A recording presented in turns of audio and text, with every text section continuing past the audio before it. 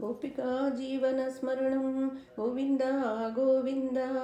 सद्गुरुनाथ महाराज की जय। जानकीकान्तस्मरणं जय जय राम राम। हनुमद् भगवान की जय। हरे राम राम राम हरे हरे।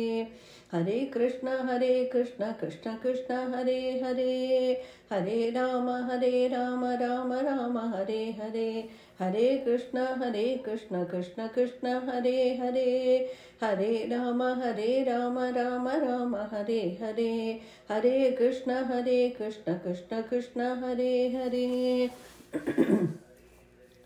मंगलाचरणं शुक्लांबरधरं विष्णुं शशिवर्णं चतुर्भुजं प्रसन्नवदनं ध्यायेते सर्वविघ्नोपशान्तये। वागीशाद्या सुमनसः सर्वार्थानामुपक्रमे यं नत्वा कृतकृत्या स्युः तं नमामि गजाननं। गुरुर्ब्रह्मा गुरुर्विष्णुः गुरुर्देवो महेश्वरः गुरुसाक्षात् परब्रह्म तस्मै श्रीगुरवे नमः। कलये सुन्दराकारं सदैकप्रियदर्शनम् अज्ञाननाशकं देवं सद्गुरुं मुरलीधरं मुरलीमण्डितकरकमलं मुनिजनमोहनं व्यत्यस्तपादं वनमालाधारिणं प्रेमभक्तमण्डलनित्यकीर्तिनं श्रीप्रेमिकवरदम् आश्रयेऽहं। गुरुवायुरप्पा शरणं दोर्भिर्युक्ता चतुर्भिस्फटिकमणिमयीम् अक्षमालां दधाना हस्तेनैकेन पद्मं सितमपि च शुकं पुस्तकं चापरेण भासा कुन्देन्दुशङ्गस्फटिकमणिनिभा वासमाना समाना सा मे वाग्देवदेयं निवसतु वदने सर्वदा सुप्रसन्ना। पूजन्तं राम रामेति मधुरं मधुराक्षरम् आरुह्य कविताशाखां वन्दे वाल्मीकिकोकिलं। वाल्मीकिर्मुनिसिंहस्य कवितावनचारिणः शृण्वन् रामकथानादं को नयादि परां गतिम्। यः पिबन् सततं रामचरितामृतसागरम् अदृप्तस्तं मुनिं वन्दे प्राचेदसम् अकल्मषं गोष्पदीकृतवाराशिं मशकीकृतराक्षसं रामायणमहामाला रत्नं वन्दे अनिलात्मजम् अञ्जनानन्दनं वीरं जानकीशोकनाशनं कपीशम् अक्षहन्तारं वन्दे लङ्काभयङ्करम् उल्लङ्घ्य सिन्धोः सलिलं यशोकवह्निं जनकात्मजायाः आदाय तेनैव ददाह लङ्कां नमामि तं प्राञ्जलिराञ्जनेयम्।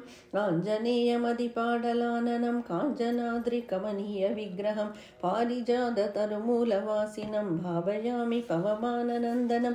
यत्र यत्र रघुनाथकीर्तनं तत्र तत्र कृतमस्तकाञ्जलिं बाष्पवारि परिपूर्णलोचनं मारुतिं नमद राक्षसान्तकं मनोजवं मारुततुल्यवेगं जितेन्द्रियं बुद्धिमतां वरिष्ठम् आदात्मजं वानरयूथमुख्यं श्रीरामदूतम् शिरसा नमामि।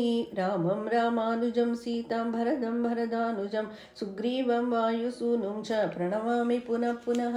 वेदवेद्ये परे पुंसि जाते दशरथात्मजे हेदप्राचेदसादासि साक्षात् रामायणात्मना वाल्मीकिगिरिसम्भूता रामसागरगामिनी पुनादिभुवनं पुण्या रामायणमहानदी चरितं रघुनाथस्य शतकोटिप्रविस्तरम् एकैकमक्षरं पुंसा महापातकनाशनं वैदेही सहितं सुरद्रुमतले हैमे महामण्डपे मध्ये पुष्पकमासने मणिमये वीरासने सुस्थितम् अग्रे वाचयति प्रभञ्जनसुधे तत्त्वं मुनिभ्यः परं व्याख्यातं वरदादिभिः परिवृतं रामं भजे श्यामलं।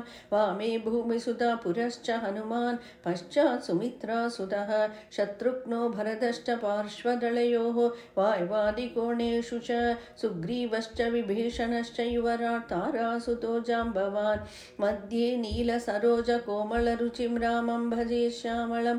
नमोऽस्तु रामाय सलक्ष्मणाय देव्यै च तस्यै जनकात्मजायै नमोऽस्तु रुद्रेन्द्रयमानिलेभ्यो नमोऽस्तु चन्द्रार्कमरुद्गणेभ्यः। जानकीकान्तस्मरणं जय जय राम राम। हनुमद् भगवान की जय। सद्गुरुनाथ महाराज की जय।